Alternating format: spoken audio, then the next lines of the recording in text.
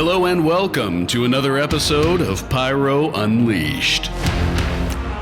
Tune in weekly as Donnie and David discuss all things pyro, from the business aspect of the industry to technical tips and mesmerizing pyro designs.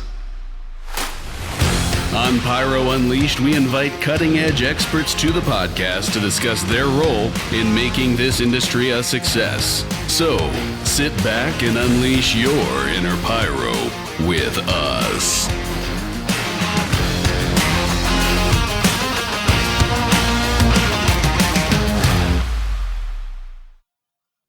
All right, well, there it is, Donnie, episode 13. Episode 13. I feel like we just recorded episode 12. Almost like it was last night or something, right? Almost like last night. Yeah, absolutely, man. How things going for you in the last 24 hours, I guess? Ask me in another 24 hours and I'll answer. Wife's ball joint went out, life, and all sorts of stuff. But yeah, I mean, well, here I am. I'm recording on a hotspot tonight, so because the sun's shining, who knows, the power goes out and the sun shines around here. So, so we'll get through this tonight. Episode 13, work, right? Man. Sponsorship here by Dominator tonight. Dominator Fireworks is a China-based supplier of all things pyrotechnics, from sparklers to 8-inch display shells and everything in between. Dominator offers almost double the SKUs of other suppliers. Dominator Fireworks was established almost 2 decades ago, has been a reliable, trusted supplier in the industry since 2005. Dominator has been a lifelong supporter of the PGA, NFA, APA, countless regional clubs and organizations, and now the Pyro Unleashed podcast. Yes, sir. Appreciate it. Thanks once again, Ed. Thank you for the support. And they've been busy over in China trying to pump out as many products as they can with just all the shutdowns that they had. Chinese New Year lasted longer than it should have, and so they're all hard at work doing that. Yeah, absolutely, yeah. So, it looks like so we've also had a lot more stuff going on Discord. So again, hop over to Discord and join us over there. Yeah, a lot of people are hanging out there. Yeah. Yeah, 10:30, 11 o'clock last night. Yeah, I mean, pretty much every Tuesday night we're over there. We're on there hanging out in the voice chat. So hop on over there and join us and chat and just have fun. We play some games occasionally. Last night we played poker for a little bit. So come over there and hang out and just chat. Yeah, that was a good time. Yeah, opportunity if you pick some brain of some pyros. So yeah. All right. Well, this week we have Marcus with Fireworks Forever. How you doing, buddy? Good, yourself? Good, man. Good. How's the weather by you? It's nice. It's finally getting to be spring.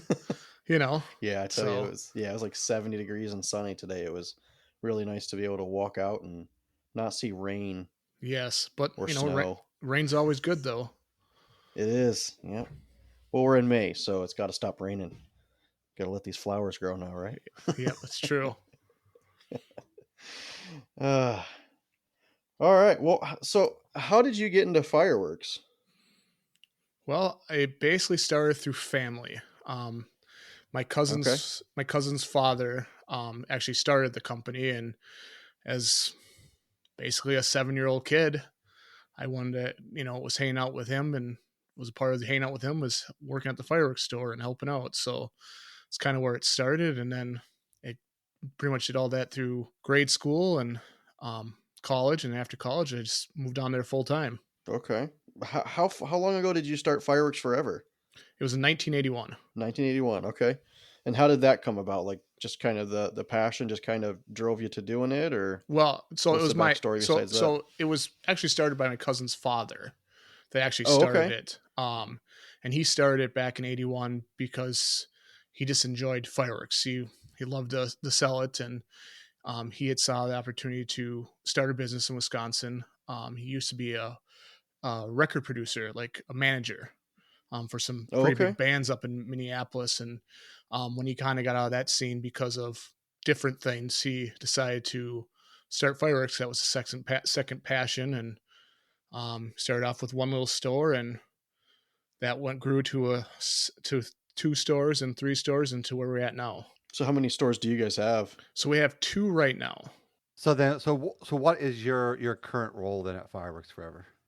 So I'm the general manager. I basically take care of all the wholesale, overseeing retail, importing, picking out the products, designing stuff if we ever want to design anything. Kind of the facet, kind of doing everything on the developmental and selling side of the business. And so how many brands do you guys carry? Oh, it's 20 plus. I mean, but it does make a difference when you carry, Dominators, all Dominators labels. I mean, what they have 10, 11 now. What are they up to, I think? Yeah, under the Pyro Buy brand. Yeah, it's Yes. crazy. There's so many different labels you can get there, but with theirs, and then there's other ones that, have most brands nowadays seem to have not just one brand, it's two brands out of that one company. So you usually can expand your Yeah. brands to having so many, but really you're not importing them from a lot of different people. It's just they have so many brands available that you can have that it's easy to say, well, I have 20 plus brands, but really only importing from X amount of companies. Yeah. Yeah, that makes sense. So how many brands of like Pro line do you guys carry then?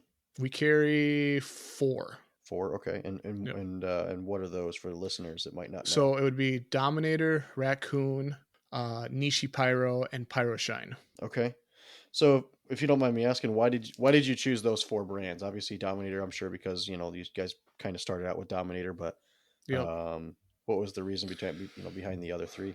Well, I mean, Dominator, it was back in 2010, 2011. I don't, was because it was the only one available. Before that, we actually had carried Vulcan.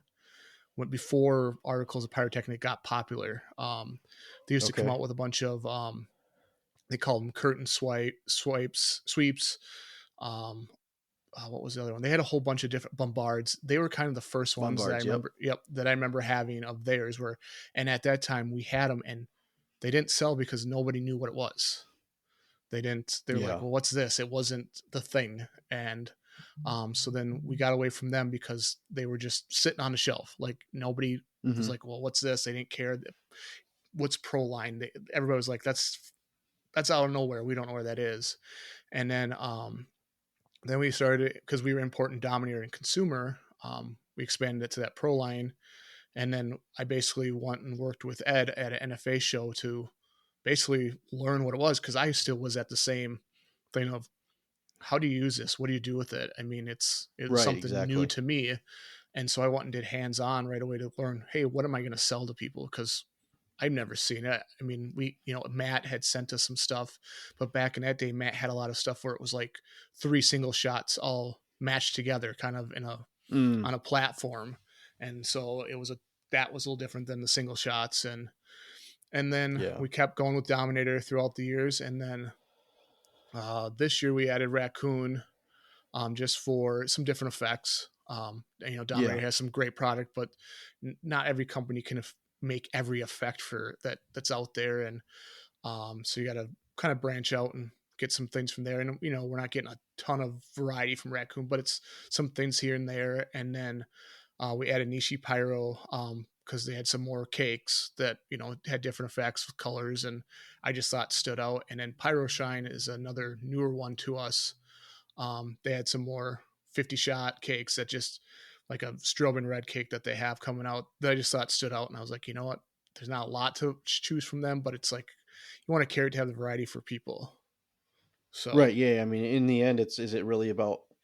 I mean, I know for us, obviously, it's about making money. Obviously, in the end, that's what it's all about. But it's also about pleasing your customers, making them happy. Bringing something in that makes them want to come back to you, and maybe not go to the next person because they have more of a variety or better selection or harder breaks or whatever the reason might be. Yeah, exactly. So how difficult is it to? Out.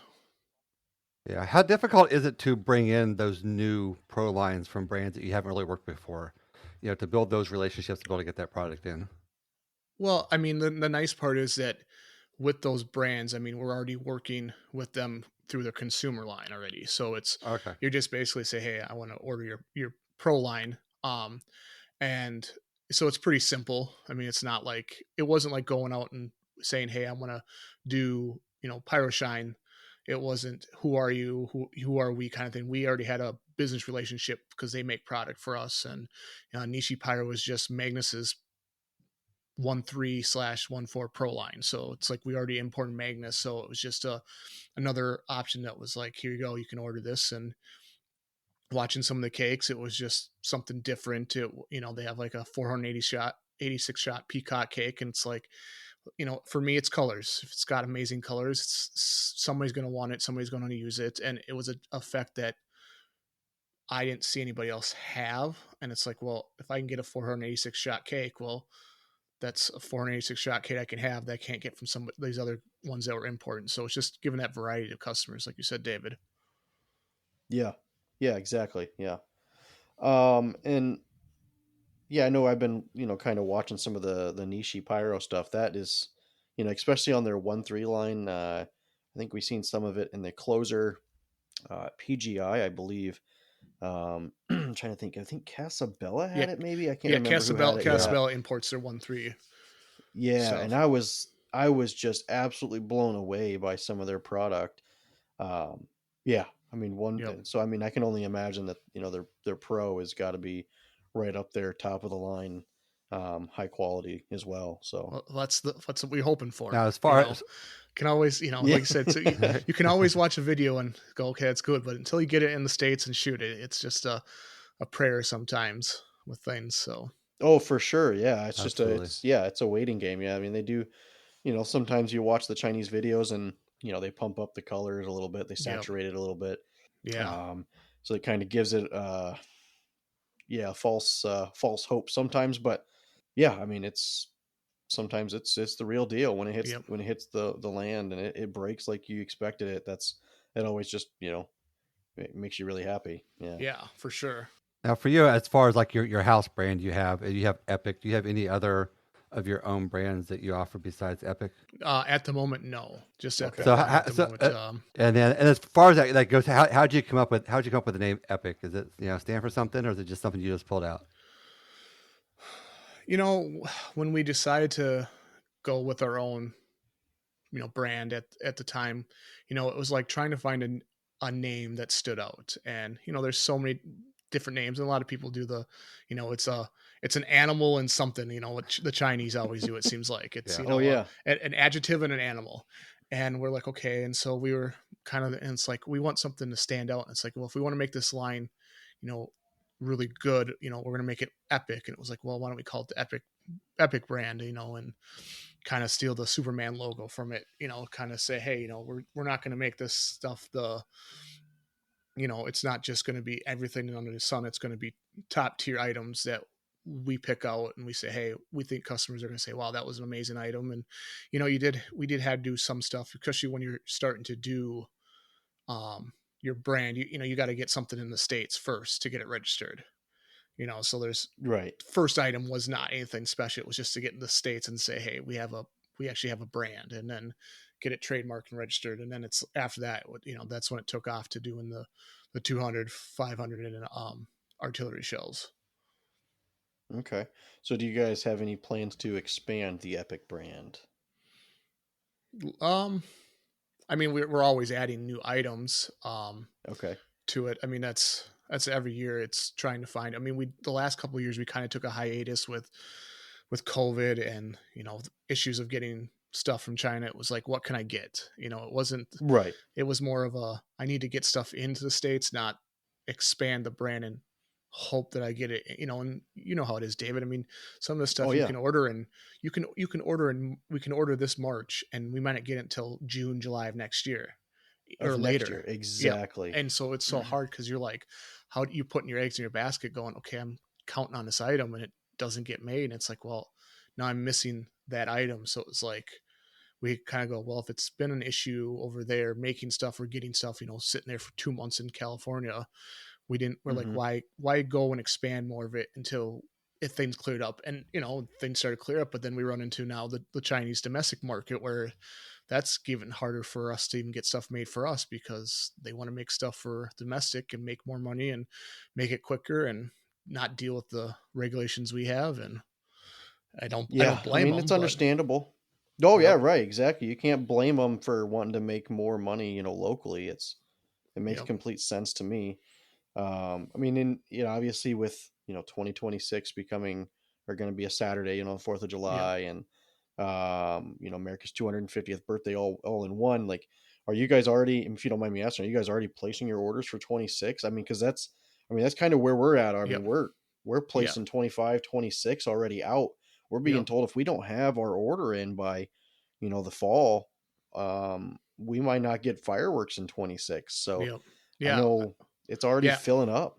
Yeah. We're already, doing that prep and ordering and stuff, the things, and like you're doing those, got to do those specialty cakes. I mean, everybody's gonna have a Oh, for sure. 250. Everybody's gonna have a 250 shot, zipper cake for that year, Yeah.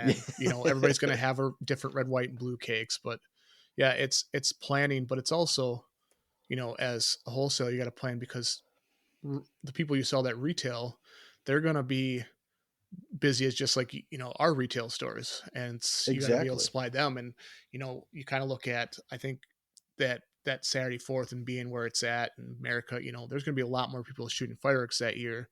And will it hit COVID numbers? I don't think so, but I bet you it I gets don't think close. so, but I think it'll be darn close. It'll be close, and we can't control the weather. That's always the big factor. If we all have a drought Oh, for that sure. year, it won't matter. But I mean, if we have a drought, I think people are still going to go do it anyway. I think they're just not going to care.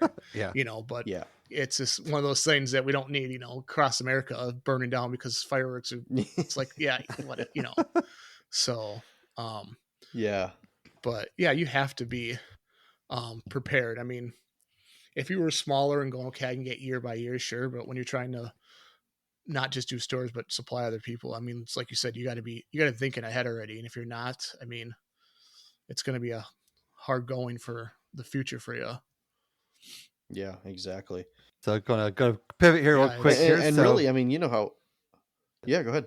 Yeah. So while we're talking about fireworks here, we have a Discord question here from FireTech Curtis. He wants to know, what are the challenges you face when importing 1.4 Pro professional use only items?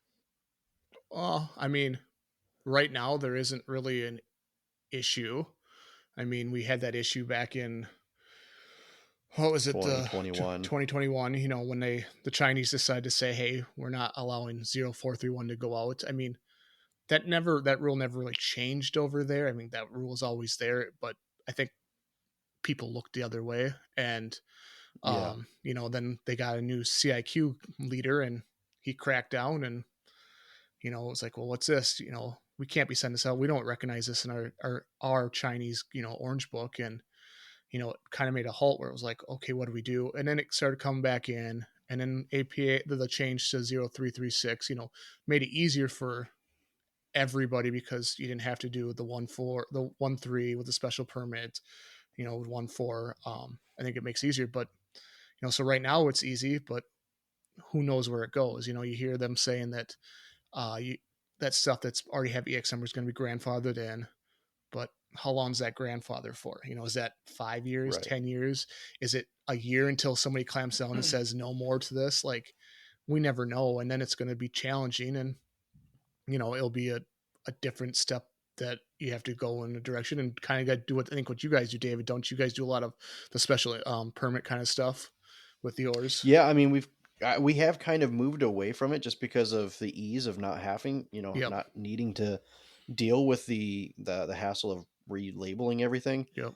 But yeah, we do have the special permit, and we, when we get items in, I know we still get some stuff in and we have to label it. And it sucks. Yeah. I mean, when you get like a 12-1 case of like TKs and you got to pull the top 6 out and put 6 stickers on those and 6 more stickers on the other and 7 more stickers on the outside. Cause it sucks. And it's 1,400 cases. That's time consuming. Yep. Yeah. 11 stickers or so. I mean, it's outrageous. Yep. And then, obviously the cost is, the cost of the fireworks is reflected in that. So, yeah. Well, yeah, because you're almost hiring somebody full time just to do that. Like, oh, for sure, yeah. And I mean, you can't just let 1.3 just sit in your warehouse either. So you gotta if you have 5 or 6 people come in and unload a container, you got 2 hours in that. Well, you might have another 10 or 12 hours just in labeling afterwards. Yep. And yeah, it's a pain. I know we were getting to a point where, we kind of we found a solution where we weren't having to open up the boxes. So we were trying to just get it where it's just one big sticker, placarded on one side, and it took care of everything. And that does help. Obviously you're one as opposed to 11 or 12 or however many it may be. But, if they start forcing us to do that with single shots, Ugh. I mean, I don't even know what to think. I mean, Yep. they're single shots.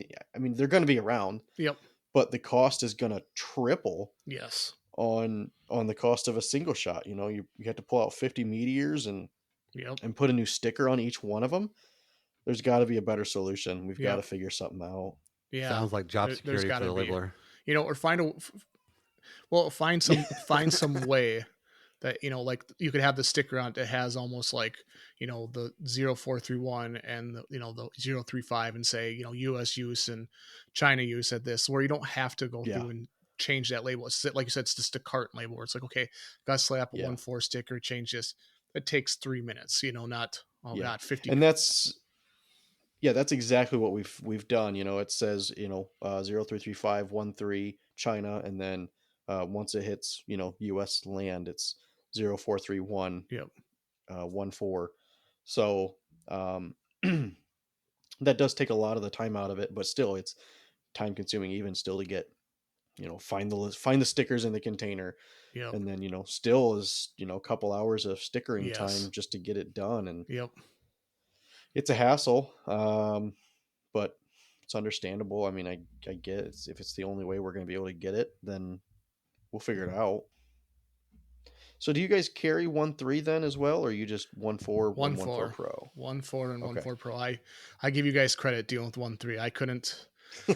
I hear the horror stories of just guys that have their own magazines out in the middle of nowhere, and the ATF agent comes out, and it's like 2 days of going through their stuff, and it's like, I couldn't imagine dealing with that. And like the paperwork. I mean, granted, luckily they are. I'm guessing you guys use Finale inventory for your stuff. Like that makes it so much easier for tracking and keeping all those records. But back in the day when it was all handwritten, put in a computer and Excel, like I couldn't imagine doing that and having to give that all to an ATF agent and say, yeah, this is everything I got in, this is everything I went out, and I should have this many. And then you're like, oh, I'm 3 short. Oh crap. Yep. So yeah. And then you have to figure a way to, figure that out. Yeah. So, I mean, I guess my question for you, like, if 1.4 does take the route that maybe people are thinking it's going to, where everything has to be 0431. Do you guys plan to, and maybe this is preliminary and you don't have to answer, but do you guys think you would get like the 1.3 license just to import like the Pro to be able to still supply to those customers that you guys, obviously you're, are expecting you to carry that Pro line? I think we would. I mean, it's the, it's just adding on the, the 1.3 import stuff to our stuff. I mean, we definitely would. I mean, it's like you said, it's going to, when people are going to get sticker shocked, like you said, when stuff starts going more expensive, and it's like, well, it takes more time. It's not just unloading a container, throwing it in a pallet racking and pulling a case. It's stickering, doing all this extra work that costs money, and labor over here isn't cheap anymore. So, right.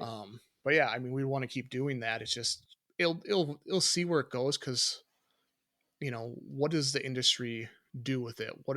Who's controlling it? Like if it's got to go back this way. Okay, great. Or is it, we're saying that we have to do it this way and ATF gets more involved. Who knows what's going to happen with that?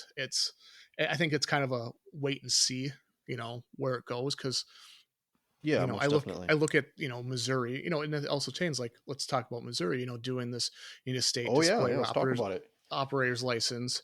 And, if that moves on to other states, I don't know if it will, because I mean, it all depends on how gun-ho state fire marshals are. I mean, I don't know, I know Michigan, for you guys, it always seems like there's always something, they want to ban fireworks. People are annoyed with fire going off all the time. I don't know what state fire marshals there, but like some states might go, we really don't care. Like, we don't have the manpower to Right. do this, and we don't really want we don't have a state licensure. Like, Wisconsin doesn't have one. I mean, I can't go to the Right. state of Yeah. No. Wisconsin and go, Exactly. I need to take a test to become. There is not one. It's take the PGI course, do some shows, become a lead, and that's it. You don't need to go. It's funny because I feel like we're kind of surrounded by that, though. Yep. I mean, not personally, I got Ohio, you got Illinois, and then you got numerous other ones, and it's like you drop down to Kentucky, they don't care. Indiana, Yep. they don't care. It's just PGI cert. In Michigan, same deal, and it's like, is it going to be state by state? Yep. I don't know. I think it's going to be. I think again, it's gonna. it's I it's think a it's. time. I think it's going to be state by state. I don't see it being every state's going to adopt it, because, like you said, I mean, there's pluses of it, of a state fire marshal again saying, okay, this is what it is, but are they doing it more for make an example of people, or are they doing it more for, hey, I want to go in these tents and make sure somebody's not selling this stuff? Nobody's ever really came out and said that, what they want to do with it. And sometimes some states might say, we just don't have the manpower or training, because how do you train all your, local fire chiefs what to go look for? Right. Some of these fireworks look just like a firework, like it's, yeah. So. Yeah. I mean, how do you, even you look for, overloads in a tent or a store or something, right? I mean, it's whatever, it's color wrapped. People are getting their hands on it, but really it's the same thing. It's wrapped 1-3. It is color wrapped 1-3. And people are getting their hands on it.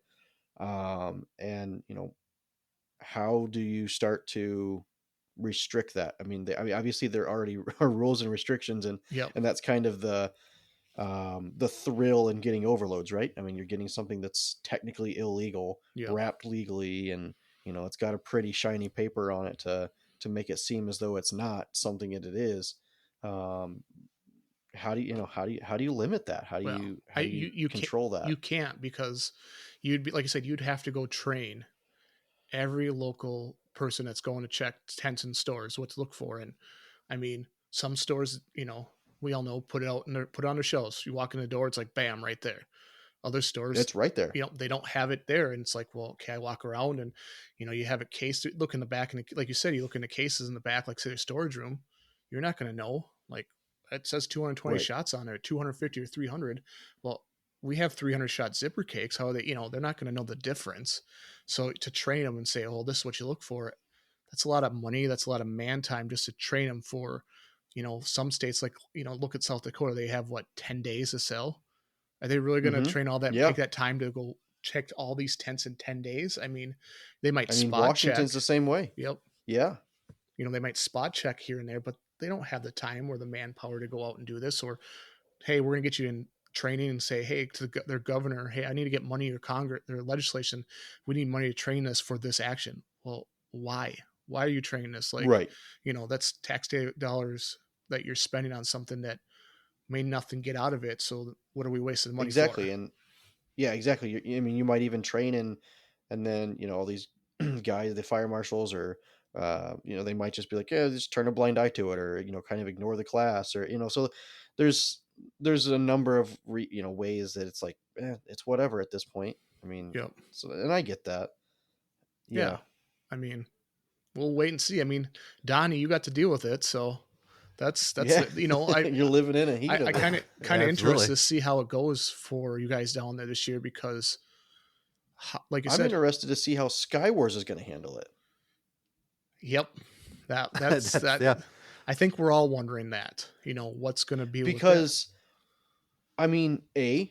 pre-orders, B, how am I going to get the product to to the people doing the displays? It's I don't know. It's so many unknowns. It'll be a bridge we have to cross after the 4th of July. Yeah. Like it'll be interesting to see it, because it is going to be I think it's, it's a big event, and it's going to be there. That the fire, the fire marshal that walks around and does all the pre-checks. How he does everything. So what is he going to be like, Foot of steel. Yep. So yeah, absolutely. And it might come down to, in that case, like, who's listed as your lead on Skywars, and is that person license to be able to handle that, is responsible for that person, and he's responsible for everything on the field, and not necessarily the individual shows are responsible for it, but you have somebody who is responsible for everything on the field. And maybe that's the route they have to go. Yeah, and I mean, they don't have to worry about the permit insurance. So it's like, is it Rob? Is it, who in that club is going to put their name down? I mean, somebody's probably going to do it already, but who's putting it down? Is that person got that state display operator's license? And I'm guessing they do. I mean, I know Rob does shows, and I'm guessing they already will have that. So it's like, okay, I'm putting my name down as president of Mopyro, and it covers in this whole area. Because like you said, you can't stop people. I mean, you're saying, hey, we're going to do this, but how do you say if somebody's buying something? Like, well, you get people that come from all over the country, and it's like, well, yes, I'm getting it here, but I'm not shooting it here. I'm not storing it here.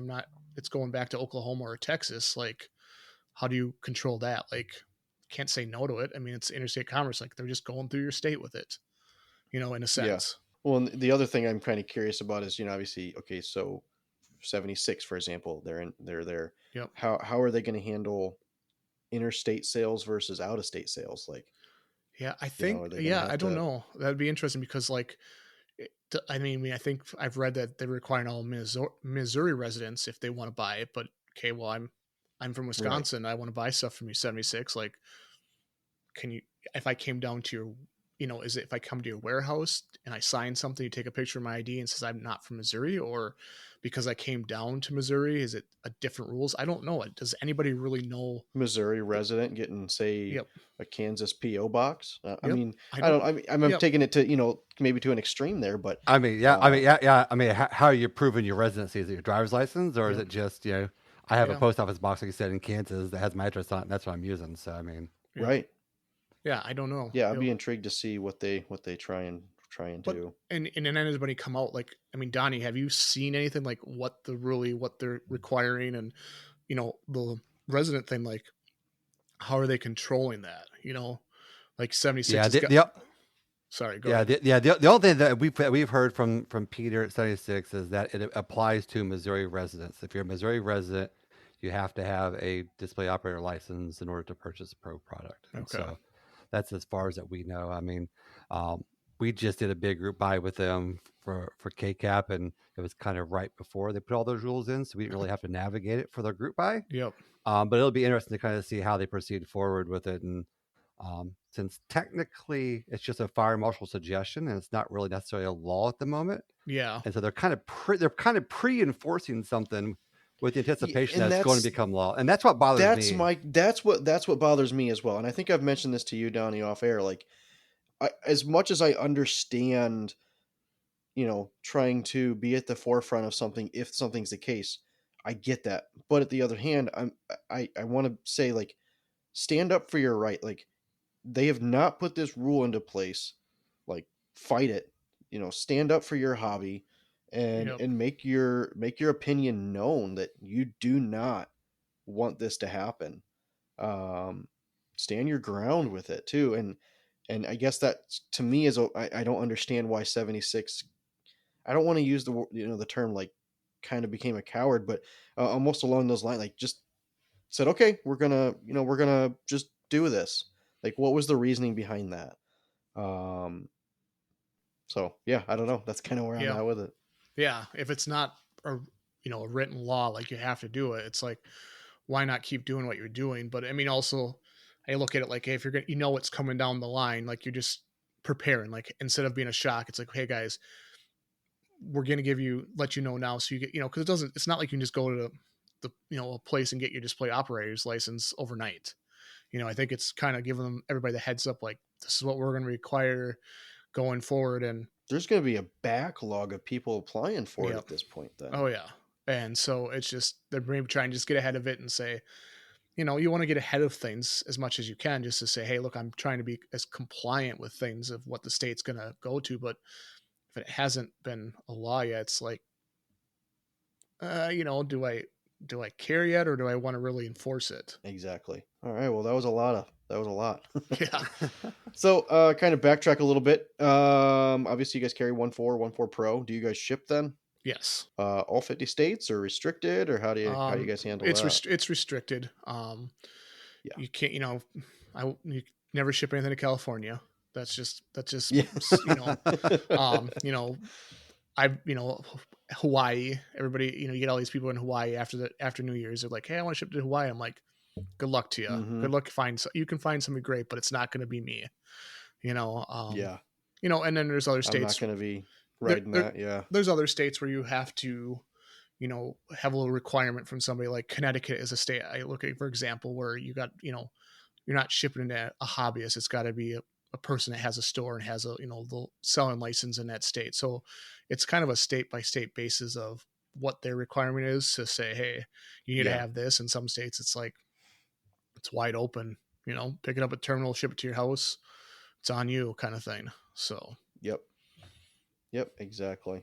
And then along those same lines, then, do you also do delivery to like events and such like that? Yeah. So, really the only event that we do recently for delivery is Sky Wars.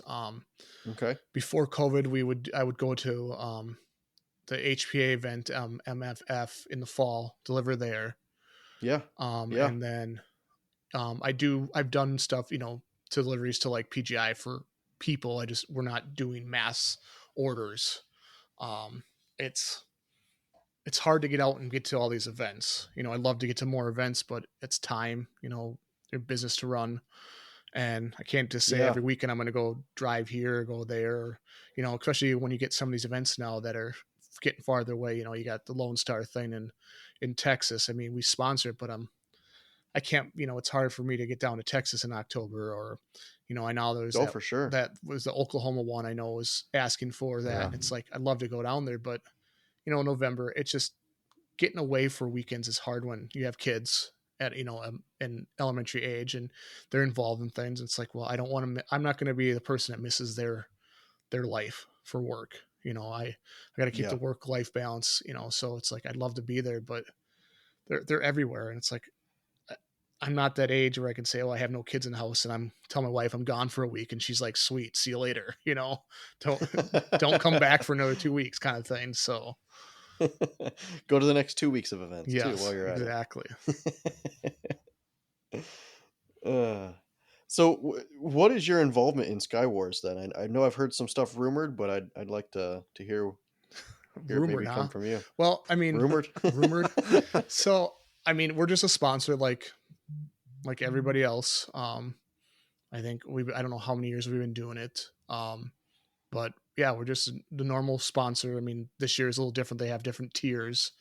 But just, normal sponsor. And normally we try to help out a little bit more because with that event, because usually we know somebody doing a pro-am, the last, I don't know how many years I've known somebody that's been doing the, pro-am. So it's like, okay, well, I'm going to help them out, make sure they have all the product they need. And so it's like, okay, you give your case donation. And it's like, hey, we'll do a little bit more for this person, or, or if they're asking for something, we're always willing to give a little bit more to that event because we've seen how it's grown. And it's got to the point where, like last year, it was a little too many, but what they have, like 950 pyro passes. That's a lot of so-called pyros. We all know they weren't all pyros, but it was, it's I think this year it's even more. Yeah.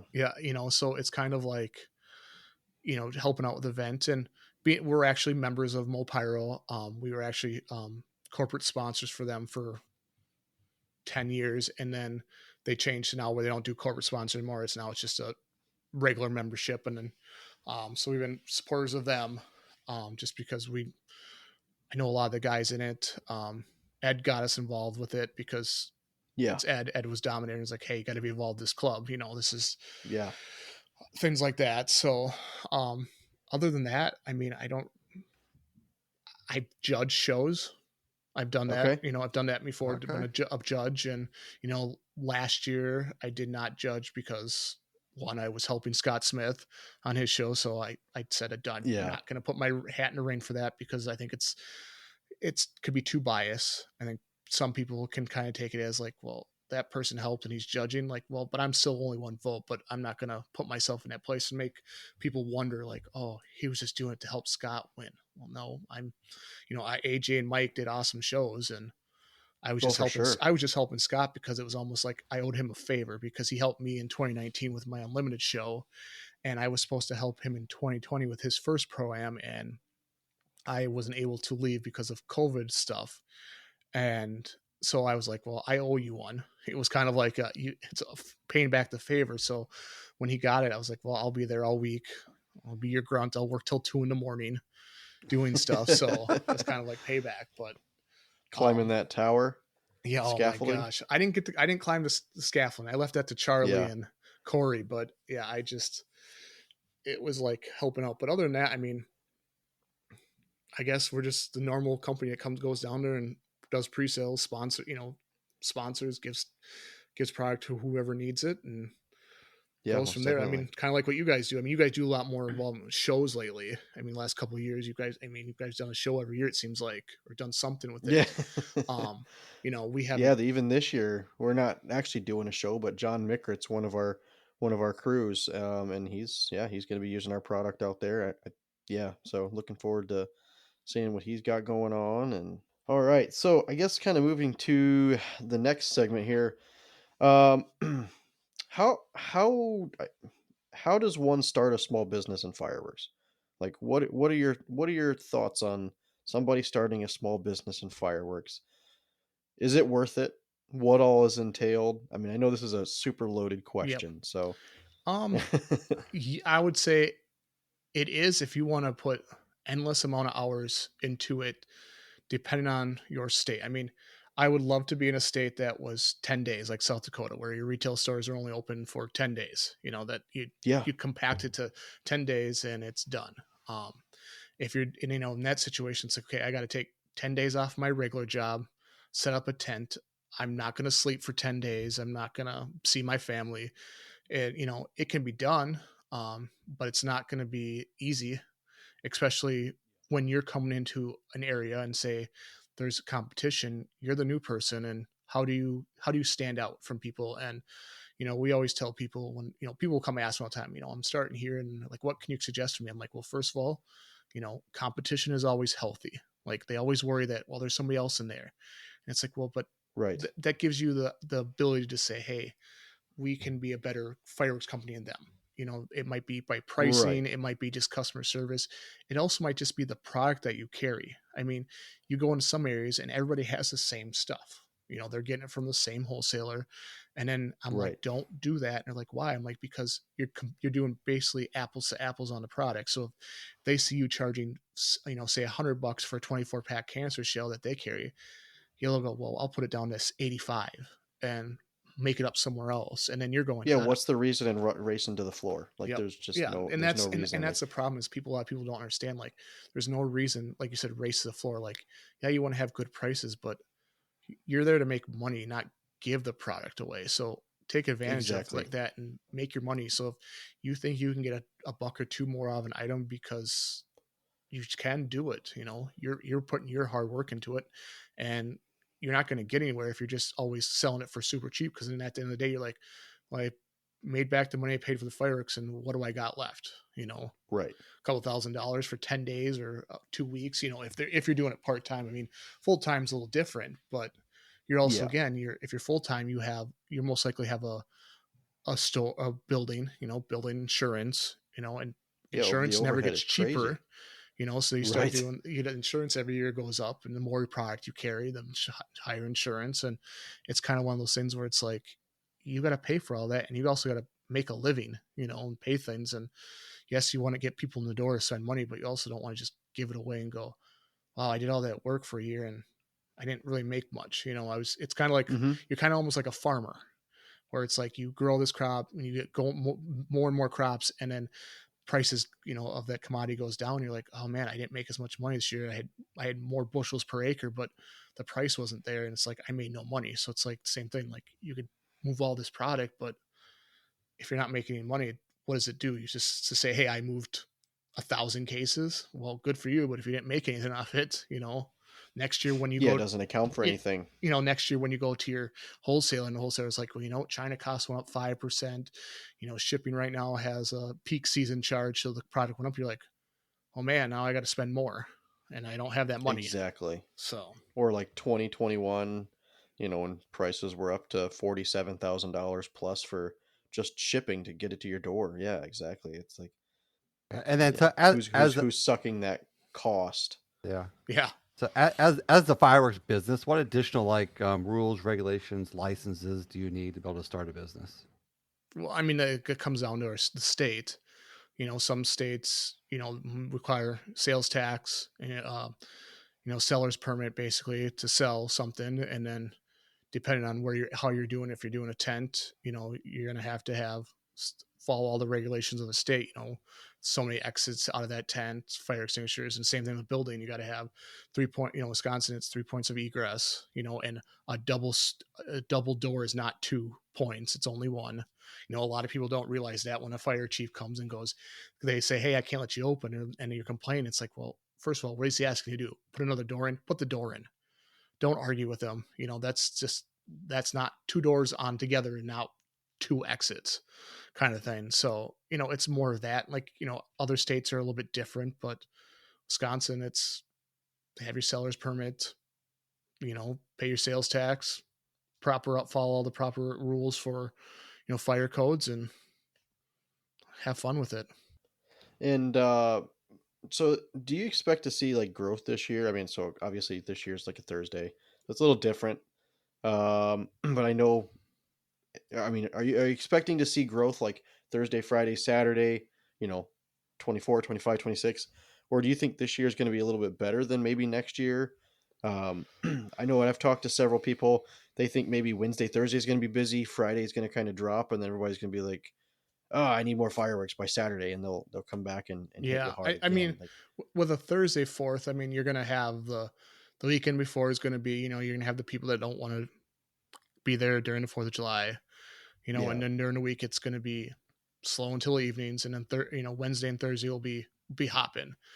Friday is going to be the teller for this year for us. If people are like, hey, I want to keep doing it for the weekend, but then you're also going to get the people that come in on Friday and go, well, everything needs to be 50% off, right? You got to get rid of it. It's like, you got to get rid of it, right? Yeah. And it's like, no, like it can sit here all year. Like, I'll sell it. Like, I don't need to give it away now. Like, if you come back in August when I'm like finally figuring out what I'm not going to sell in our stores, and sure, but July 5th, I'm not going to discount it 50% because I don't have to pack it up like people with tents. I mean, you get the mentality, and I can understand when you go to a tent, it's like, well, I'm done. I got to pack up. I don't want to bring this stuff home. I don't want to store it.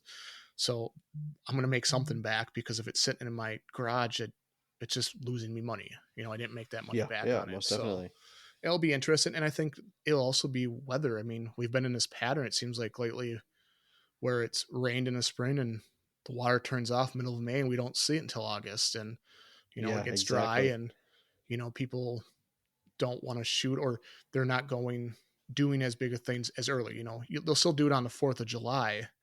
But you're not getting every weekend because they're like, well, it's dry out. I don't want to be a statistic that I burned down the forest kind of thing. And, in an industry, it's like, we're glad, because we don't want to ever hear that story that, oh, fireworks started a fire in, say northern Wisconsin, and oh great, fireworks get the bad publicity, and then we all look bad. It's like, right. Well, we can't control what people are doing. Like, if somebody goes and shoots a bottle rocket into a dry, hayfield, well, that's on them. We can't stop them. So yeah, exactly. Yeah. And along those same lines, like, have you seen more like wholesalers buying earlier on this year, or are they still holding off? Because I know last year was kind of weird. Like you were talking, like there was that dry spell, then we got a little bit of rain, then everybody was like, oh, okay, I need fireworks now to fill my store. Like, are you seeing that, or are you seeing kind of like a steady rise? I think this year we're seeing a steady rise. I think we're not in that panic buying mode anymore, especially for people that are have their own stores or tents. We went through that where it was like, I got to get my hands on product. And it was, anything came in, they were buying it as they could. And as we got into back to semi-normal of getting product in, people are not pressing in earlier. They're like, okay, well, I don't need to set up till this time. I can wait. You have product, I'll get it. Or they're pre-ordering saying, hey, I'm ready to go, but I don't want it shipped till this time because, we don't need it. They're not panic buying, I guess, in a way. They're just saying, I'll get my stuff from my store. And I think a lot of people are kind of going, what is it going to be like? They're still in the same boat. Like, is it going to be a good year? Is it not? If the weather affected them a little bit. I know some people that had some, the dry weather affected them last year, and they're going, well, I can't do 2 years of having over product. I got to be more responsible. And so they're like, well, we'll do more of a buy as we go kind of thing. Like you said, when it rains, we'll buy more product. So, yeah. Yeah, I know we've been seeing it's been kind of weird. Like some customers are wanting to buy earlier. Some customers, yeah, exactly like you said, they're waiting for maybe that certain item to come in. So they have that order in the system. As soon as that item comes in, they're we can ship that out. And then others are just waiting until, June 15th to get it shipped to them. So yeah, it's just kind of all over the place this year. And from what I'm seeing, yeah. Yeah, it'll be an interesting year, that's for sure. But yeah, and then so for the person who wants to start their own firework business and they're trying to get a retail business going and looking to maybe work with a wholesaler, when they're looking for like startup cost wise, do they need to be looking for loans, or they need to have money up front, or do wholesalers work with you to allow you to kind of get the product and pay afterwards? Kind of how does that work for a brand new retail person? I mean, it depends. I mean, some wholesalers will do full credit. I mean, I know some of the larger ones do, but they also have more money back behind them. I mean, not some companies don't all have this giant wad of cash to say, hey, I'll give you this product and then hopefully collect after the 4th of July. You're hoping on a pair. Some companies might say the first year you have to put 50% down, or you have to put this much down and then we'll do the rest on credit. And you maybe build that relationship with that wholesaler. It's like, okay, yeah, I've been buying for 10 years. And it's like, yeah, you want to do credit for this. Yeah, we can do it till the 4th of July because you built that relationship, and that's the biggest thing, is building a relationship with wholesalers. It seems like some people like to bounce around here and there. And it's like, well, if you can find a good wholesaler that's close to you or has the product you want, I mean, work with them, make that relationship and build that, because you'd be surprised when you keep coming back and getting to know everybody there and working with them. They might go, oh yeah, we can do this for you because you've been a loyal customer and we trust you. We've built that working relationship, so we can do that. And some companies might say, nope, that's not our business model, and you have to pay up front. And so then as if you're starting off, then it's like, you got to have money. Who are you getting money from? Are you putting it all on credit cards? Are you borrowing money? But then again, that's a risk, because if it's your first year, you never know what it's going to be like. You're starting off new going, okay, I could make this and I might only make this, or I could think I could make this. And I had a great year. And then the next year, like I had a great year last year, and then you overbuy and then you're like, oh, didn't have a great year because circumstance out of your control. So yeah, so kind of along those same lines, Go I ahead. guess, as a retail tent operator, I purchase products seasons over. I've got unopened product left over. I can't store it anywhere because obviously I'm just a tent operator. Can I return that back to you and get credit or get that money refunded, or how does that kind of work? Well, for us, no, we don't do any of that consignment stuff. I when it leaves the warehouse, it's yours, because how do I know what you did with it? Just because it's taped like that, it's yours. I don't know a lot of companies that do that anymore, other than ones that are saying, hey, you're going to be like you're working for us in a way. Like, we provide the product, you sell, and you're almost like a tent operator for them and making a percentage, and then they'll take back the product. But I mean, who wants to have half open cases of tanks? What am I going to do with those? I mean, you're going to sit there, going to sit in your warehouse and go, I have a half a case of tanks or a half a case of sparklers, where it's like, well, maybe if I didn't have I can put on my store, but what if I don't retail that sparkler? What if I don't, I have one colored sparkler, but this is a different one, and I don't want to retail it because I don't need two different colored sparklers on the shelf. And Right, and some things might sell good for one store, and literally a half a mile down the road, something else will sell out. It's so weird how it works. Yeah. So yeah, location is really key when finding a location to find a spot to sell fireworks. Yeah, location could, genuinely make or break your business. I know you said you were located in Wisconsin. So where are your two stores at? So we have one store in St. Croix Falls, and then the other one is just outside of Somerset. So they're about Okay. 30 miles apart from each other. We're right across the river from Minnesota. I mean, both our stores are, you cross 4-lane highways to get to us. So we have our Somerset store is on a good traffic day 25 minutes from Minneapolis. Okay. So then, does that mean you're going to make an appearance at PGI this year? I'll be up there. Oh yeah. Okay. I mean, awesome. Yeah. I'll be up there. I'll be a little bit longer than last year down there. Yeah. So I mean, last year it was more of a come to see stuff, but it was like I was bringing my youngest daughter, and I wanted her to see some of that stuff, but I also didn't want to be like, okay, you're stuck with dad for a week, because dad walks around and then somebody starts talking to dad, and it's an hour later, and she's like, Dad, let's go. You talk too long, Yeah. And I'm like, well, yes, but those are the clients, and that pays for you to do all those activities and blah blah blah. Exactly. Like, so I wanted to take her to kind of experience it, because it was in Wisconsin. I'm like, hey, bring her down and see some stuff. But with Brainerd and it being hosted by another club that I know really well, the Northern Lighters, want to be up there for a little bit longer to see and just enjoy the shows. I mean, it'll be nice to be up at that nice venue up there in Brainerd. I think that's going to be a nice spot to have PGI, and I hope that it can be one in their circulation, that they can use it as a... Yeah, it sounds like it's, as long as everything goes well, it sounds like it's going to be in the circulation. So pretty excited for that. Yeah. Yeah. And that's a big thing. It's getting back to those, people might complain it doesn't go somewhere here, but it's like when it was kind of constantly rotating between cities, and you knew, okay, next year it's going to be in Fargo, and next year it's going to be in Mason City, and next, it makes it nice because you can kind of get around the country, but also plan. Like, I know where it's going to be, every 4 years kind of thing, or every 5 years, how are they ever doing it? So yeah, exactly. So if somebody wants to come to Fireworks Forever or purchase from your website, what is your guys' website? Our website would be wholesalefireworksforever.com. Okay, perfect. Yeah, and we'll link that in the bio for this week's episode, and we'll get the word out there. You guys sitting pretty good on product for this season, or did you guys? Yeah, you guys showing a little bit of being a little behind because of New Year in China? Yeah, we're things are more compacted coming in this year. Will be a lot more. May will be a busy month of loading containers.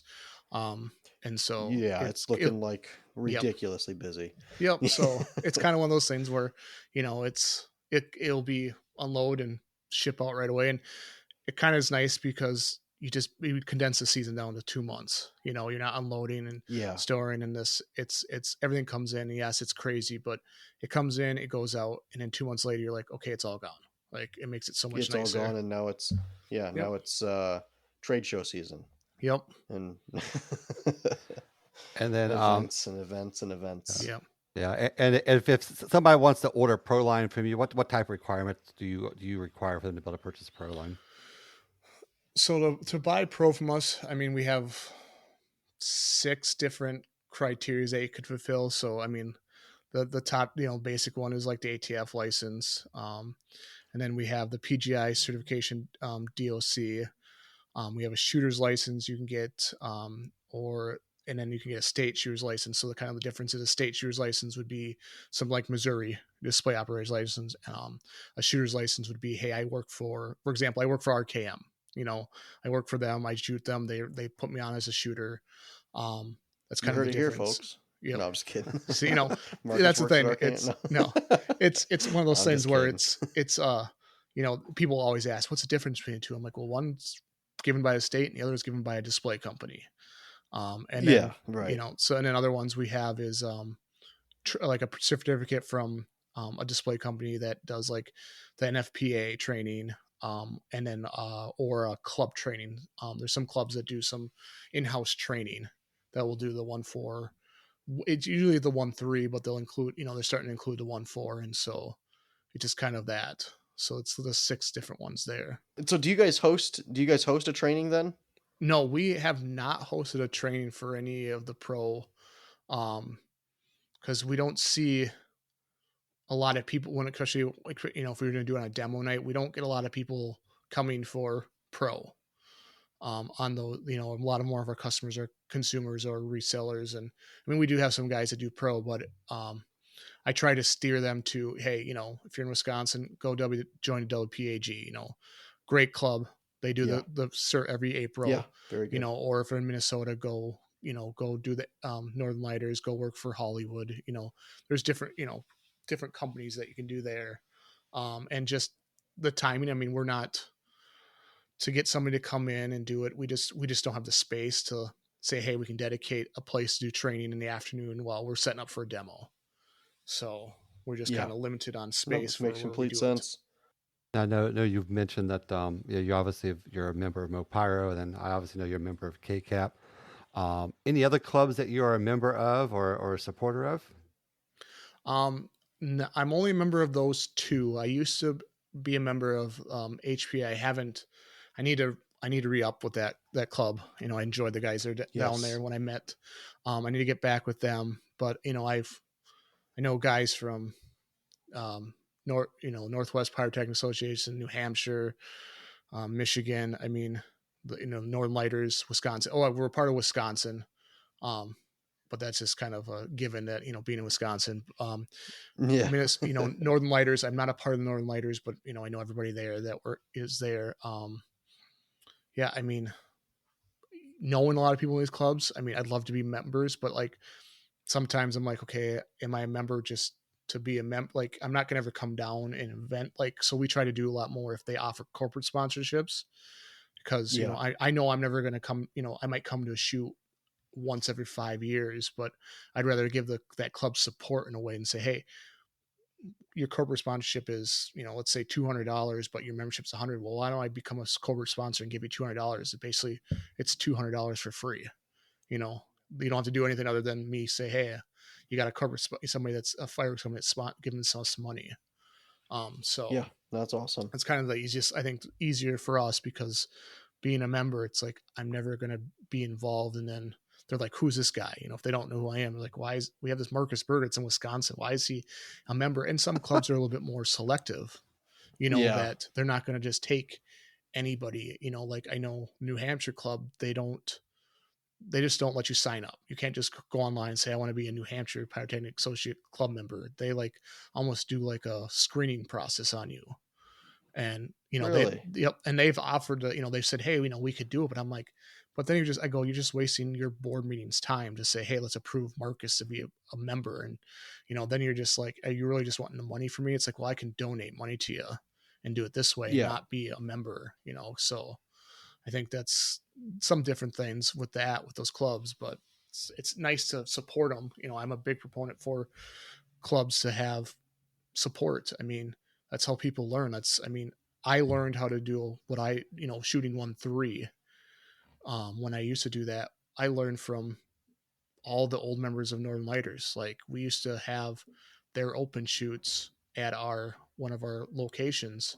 And I learned how to shoot a 3-inch shell from them. And I learned, hey, this is what it can do. And then I learned, hey, this is what now you can do with it. You can go bigger. Next thing it's like, hey, I can light a 3-inch shell.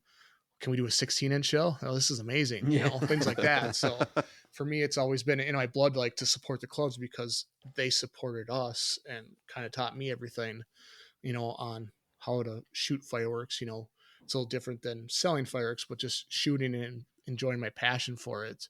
So anyway, we can help clubs. It's like they're kind of, I think, like the backbone of this industry for hobbyists. I was just getting ready to say, to get people involved, but also like just to train people. Like, hey, you want to go do bigger things, go help a display company. I mean, display companies need help all the time, or go join one of these clubs. I mean, yes, you might be the new person, but ask questions. And there's always going to be somebody that's going to take you under your wing and go, hey man, come with me. I'm going to show you how to do this. Come over here. Have you ever built something? No. All right, let's sit down and build a shell. We'll build a basic shell. And it's like, wow, that's so cool. Like, and then your love for it just grows. And it's like, because one person took the time to show me how to do it. So, right. Yeah. Yep, clubs can be not even can be. They are. They're probably one of the greatest attributes and things you can do in the pyro world, is to join your local club and get involved. You know, do things, meet members, um, learn new things. Just in general, it's all around a really good thing to do. Yep. And I think we all know who Marcus's favorite club is. So.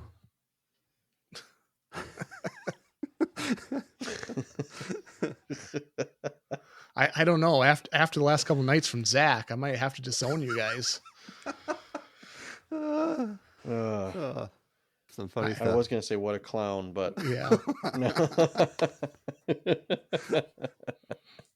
Don't worry. His dad gave me some stuff to get back in if I want to. So you never know how in your future something might come out about for Zach from Marcus. So put it in one of your emails in the yep. Pyro Unleashed Discords. see what we can get going up in there, right? Yep. Perfect. Yeah, for sure. All right. Well, anything else from you, Donnie? You got any other questions? No, I don't think so, man. It's been a great opportunity here to sit and chat with Marcus. I've had a lot of emails with Marcus over the last few years. I mean, Marcus was the first guy I bought wholesale for my wedding back in 2021, and always been great to work with. He makes group buys super easy for KCAP. It's always been wonderful to work with. Marcus, you have any deals or specials or promotions going on right now for anybody who's looking to order some product or get involved? I mean, if you're buying wholesale, I would say reach out to me and say, hey, I listened to you on the Pyro Unleashed podcast, and we can bump you up a couple of tiers on the pricing. Right on. For sure. That's awesome. Get you a little bit better pricing on that. Other than that, go on the website. We just launched a new website and try to make it more user friendly, more interactive for the customer to be able to do more without us having to do as much stuff. And the technology and the way it's going, saying, hey, you can do it all from your phone. You don't need to ask questions. You don't have to worry about sending an it'll. It's all in the palm of your hands to do, and it's real simple. You sign up. If you want to do pro, you just upload a document. It's saved for you. It'll automatically tell you a month before your pro document expires. It'll send you an email and say, hey man, your pro document's about to expire. It gives you kind of a reminder, and it makes it kind of customer friendly. So that's awesome. Yeah, no, that's a really cool feature to have. Telling your customers when it's time to re-up their pro cert. Yep. So. And what's the website again for Perfect. people to go and check you out? Any other questions for us? Oh yeah, go ahead. Yep, it's wholesalefireworksforever.com. All right, we'll get that in the. Like I said, we'll get that in the bio. And any questions for us, Marcus? No, I appreciate you guys having me on. It was man. It's enjoyed to get to talk to you. I haven't, like I said, David. I remember the first time meeting you when your father-in-law was buying stuff from us at HPA back in the day. Yeah, it was crazy, right? Yeah, loading up his trailer. Yep. It's a full circle in this industry. Everybody asks, they're like, how do you know these people? I'm like, you meet them at an event, and there's like, well, but they're from the other company. It's like, well, yeah, just because they sell from there's somebody else's, who cares? I can get to know somebody. It's like, yeah, I can and everybody go, well, you recommended, you included David on a Facebook post to RKM. I'm like, well, the guy's in Michigan. It's mutual respect. Let's go to Michigan. You're in Michigan, go to RKM. He's right there. Like, it's the same thing. Like, who cares? Like, we're all in the business to make money. We don't have to be fighting each other going, oh God, we hate it. Like, oh my God, I can't believe you're talking to this person. Yeah. We're in the business, because one person's going to know something and might teach you something new. And you might go, wow, I didn't think about that. Or it might lead to an avenue for something in the future. Cause you never know when, hey, we got shorted on something, especially if you're a retailer and going, I really need some sparklers, for example. It's like, well, I got a great relationship with David. I'm going to call up David and say, hey, do you guys need sparklers? Yep. Well, great. I might, because I have that relationship, he might go, well, I really don't want to sell to you, but man, we have a relationship. Yeah, I will sell to you. Not, yeah. Why would I want to sell to you? You're the guy over in Wisconsin and it's wholesales and it's like, no, well, you got to be, friends with these people and know, because you never know when you're going to need their help or they need your help, Exactly. So, and we've been messaging back and forth. I mean, I've been designing, PG Ice Show and been asking you about the, the 50 millimeter mines and just seeing what we can come up with. Yep. Yeah, 6.5 cases is a lot. Yeah. I hope you can do them all at once, right? Within 3 minutes. Yeah. Okay. That's going to be awesome. Yeah, it's going to be something. So looking forward to seeing what we can pull out and get going with that. But yeah, no, I mean, like you were saying, man, it's really just a matter of, it's a big piece of pie, right? And as long as I get my piece and you can get your piece, I mean, really, it's you're feeding your family from this business, and I am as well. And if we can both work to make that happen, I think it creates a much better environment, a much better hobby, and it just helps cohesion in the hobby. So well, and I it really also do appreciate that. It does, and it goes. And I always tell people, like, we as companies don't carry everything. I mean, you can't carry every brand, and you might go, well, I don't carry this brand, and somebody's like, hey, do you have this item? Well, I don't, but you say, hey, this person does, and it's like, if you want certain things, go get it from there, and then get some from me. Like, we're not asking you to buy everything from us. We all love you to buy 100%, but it's like, we're not oblivious to things. Like, people want different items, and it's like, I don't carry window product. Well, window has some great items. Well, who has window? I know. Okay, go. If you want some window items, go here. If you want this stuff, or if you want, like, somebody says, hey, I want, I heard this Shockwave brand. Well, you got to get it from RKM. It's the only person you're gonna get it from. So go there. Like, I don't have it, and they have it. It's theirs. So you're gonna have to go there and give them some business, and you're gonna enjoy doing business with them. So yeah. Likewise, man. I appreciate that. I appreciate all the talk about the company, and yeah, like I said, if we have anybody looking for anything that we don't have, especially like Dominator, obviously we both carry that, but I'm not gonna have the same stuff in my market as what people are gonna want in your market, so I might as well just push them over to you, because in the end, is it really benefiting you, me, or the brand of Dominator? Like, it's really benefiting all of us in one hit. So it's great. Yeah, because we push those. For example, we push Dominator to keep innovating the product, and if we keep pushing the brand, it's like, okay, yeah, we're not gonna carry everything from them. I mean, they have, like you said in the intro, they have how many different SKUs, right? It's like crazy to carry everything is, it's hard, but it's like, okay, they have it, and I might say, hey, I don't see a need for it. And like you said, the people don't always want same things. I'll bring something in and it doesn't sell very well, but for you guys, you might sell it really well. And it's like, well, it doesn't sell for me. I don't want to carry it because it's just going to sit on the shelf. Or you guys are like, well, man, I could 100 cases, no problem. They're flying out the door. And it's like, well, your customer base is different, but it's promoting the same thing. So, right. Exactly. In the end, we all should just make money from it and profit and just go home happy. So, and there we go, guys. We got the pyros helping pyros talk there tonight. So absolutely, guys. Hey, it's been a week 13, episode 13. I want to thank Marcus for coming on and joining us on this episode of Pyro Unleashed. And in the meantime, until you catch us next week, go out and unleash your inner pyro. This has been another episode of Pyro Unleashed. Come back each week for more industry insights, technical tips, and awesome pyro designs.